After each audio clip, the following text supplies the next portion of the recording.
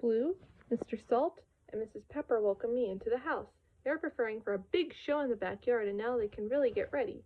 There is one person that is missing, though, Steve. They can hear him. We can hear him snoring. It seems that he's still in bed, sleeping with Horace. Mr. Salt says it is time for Paprika to have breakfast, and leaves with Mrs. Pepper and Paprika. As Steve mumbles in his sleep, Blue and Tickety manage to wake him up by yelling out, "Wake up, Steve!" Steve groggily sits up and he said that I am here ready really early this morning. Steve realizes that today is the big music show and he has overslept by mistake.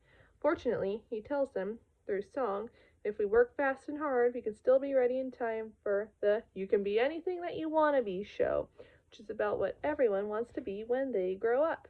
After getting ready, the residents of Blue's house walk into the kitchen for a big breakfast. Mr. Salt, Mrs. Pepper, and Paprika serve various foods such as pancakes, toast, fruit, cereal, and orange juice. While eating, everyone begins a conversation about the big music show. Periwinkle eavesdrops on them, believing them to be talking about a magic show. Afterward, Periwinkle leaves to rehearse. Inside, Blue gives Steve a clipboard of things that they need to get ready for the big day. Having their breakfast is the very first thing, so Steve crosses breakfast off his list of things to do. Everyone talks about what they are going to be doing in the show. Slippery says that he wants to be captain on a boat when he grows up. Shovel and Pail are going to sing about being animal doctors. Mailbox says he plans to sing about being a comedian. Blue and Tickety are going to sing a duet about being teachers. However, while rehearsing, Tickety's voice starts becoming raspy. Steve tells her that she can still be a part of the show by ringing her bells. However, this leaves Blue without a singing partner. Blue is very sad because she does not want to sing all alone. But Tickety thinks that as long as Blue does not give up, she can go on with a new singing partner. Blue perks up and agrees and decides that they will play Blue's Clues to figure out who it is. Steve adds it to the checklist. Steve goes to get his notebook from side table, but is called by Mr. Salt, who needs some help in the kitchen. While Steve goes to check on the problem, Side Table sadly sings to herself about how she wants to be in the show, but is too shy to say anything about it.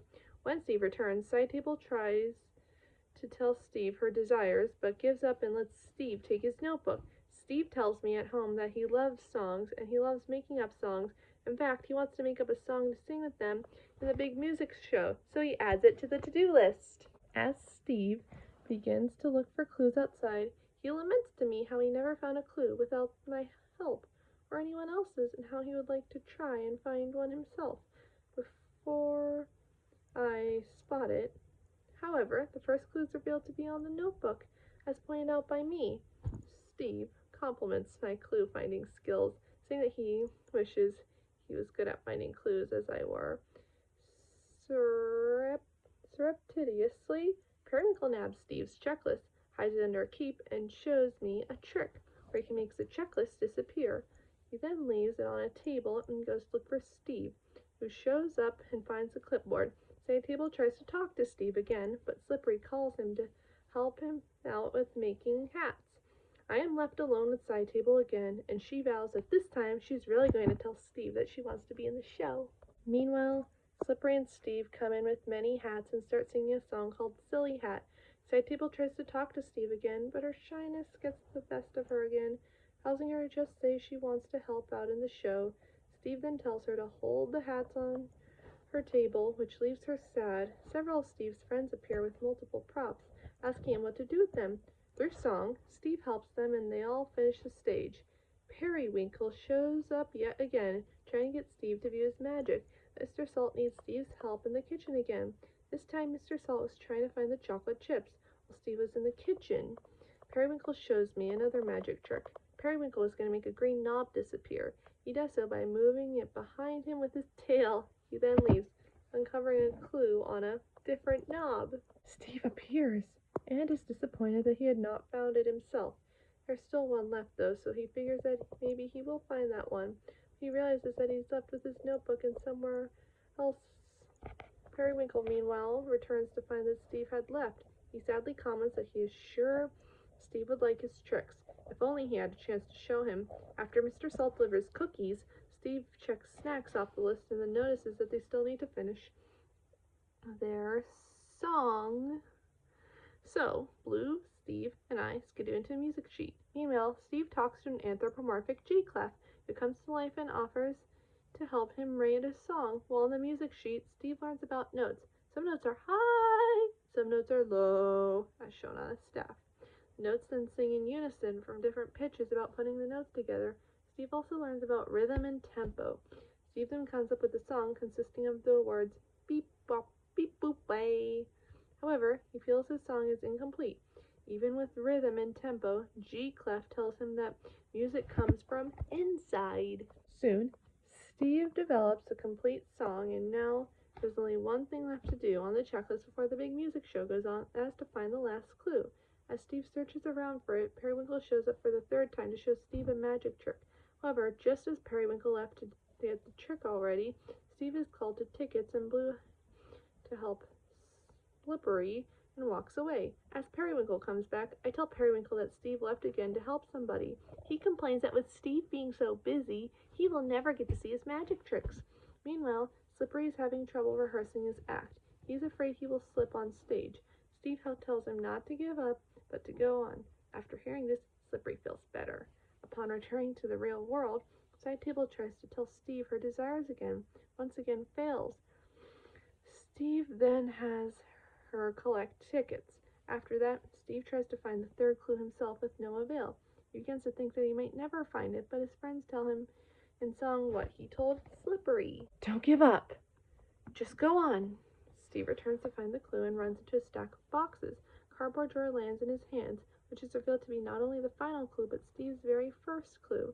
As he looks directly at his very first clue, Steve feels very triumphant and victorious.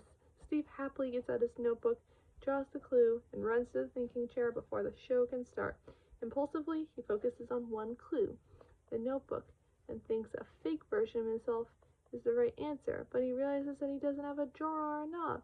After analyzing the clues, Steve and I come to the conclusion that Blue wants Side Table to be your new partner. Steve goes to tell Side Table, but then remembers that Side Table was collecting tickets. So Steve and his friends look for Side Table by the end of the fence post. Once they got here, however, Side Table's nowhere to be seen, so everybody decides to split up and try to find her. Periwinkle appears again, asking Steve if he will watch his trick. Steven said, assigns Periwinkle and I to look for Side Table together in the backyard. They find her, and it turns out that she was hiding from others because she believes she is not going to be in the big music show, and she's too shy to ask. She sings her song again, and after Periwinkle compliments her, she becomes happy again and is ready to tell Steve about her desires. Yet again, Periwinkle then comes up with an idea to do her a magic trick. Periwinkle tells Side Table that he will make her appear for everyone to see. He hides her under his cape and yells for everyone to come here. Steve and his friends see Periwinkle and tells him to say the magic words, Peribocus, Hocus Crocus. The trick works, and Side Table tells Steve that she wants to sing in the music show, and Steve tells her that they were looking for her because Blue wants to be her singing partner in the music show. However, Periwinkle is confused by all this as he thought it was a magic show. Everybody tells him that it's not a magic show. It was a music show where they can do various things like make up songs, do dances, tell jokes and wisecracks, wear costumes, and sing this. This, however, does not make him happy because singing is not his strong suit. Magic is. Disappointed, he hides under his cape. Tickety goes to Periwinkle and tells him not to give up, and she offers that Periwinkle could do something else in the show. Purple Kangaroo then tells the group that the crowd is getting impatient. However, nobody's ready yet. Mailbox forgot his jokes. Slippery does not have his costume. Sidetail and Blue need more practice. Shovel and Pill need to search for the animals. Tickety tells Steve that they need more time. Steve has them go practice and tells Periwinkle to perform his magic to entertain the audience to keep them busy while they get ready for the show. So everyone prepares backstage. The audience is delighted by Periwinkle's tricks, till finally everyone is ready to start the show and he performs his final trick. Peribocus, Hocus Crocus, gotta go kiss.